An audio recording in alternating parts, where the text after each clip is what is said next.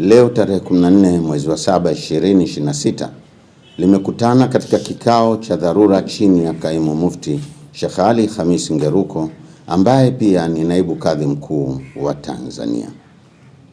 Katika kikao hicho, Baraza la Ulama limeazimia kuwasimamisha mashekhe wa mikoa mitatu kutokana na mienendo yao inayokiuka misingi ya kiuongozi ya baraza.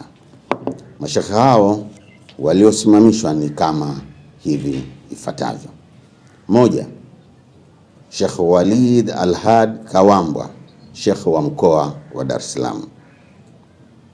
Mbili, Sheikh Isa Nasr Isa, Sheikh wa mkoa wa Singida. Tatu, Sheikh Hassan Kiburwa, Sheikh wa mkoa wa Kigoma. Utekelezaji wa mabadiliko haya unaanza mara moja leo hii tarehe 14 mwezi wa 7 2026. Aidha, Mheshimiwa Mufti na Sheikh Mkuu wa Tanzania Sheikh Dr. Abubakar Zuberi Mbwana amewakaimisha mashekhe wafuatao kushika nyadhifa hizo kama ifuatavyo: Sheikh Abbas Ramadhani Abbas, mjumbe wa Baraza la Mashekhe mkoa wa Dar es Salaam, amekaimishwa kuwa kaimu shekhe wa mkoa wa Dar es Salaam. Mbili, Sheikh Isa Ramadhan Simba, Sheikh wa wilaya ya Singida mjini, kuwa kaimu shekhe wa mkoa wa Singida.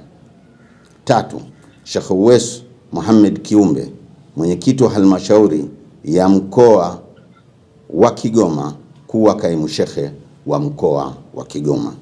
Aidha, tunaelekeza ofisi ya katibu mkuu kusimamia makabidhiano ya ofisi hizo ndani ya muda mfupi.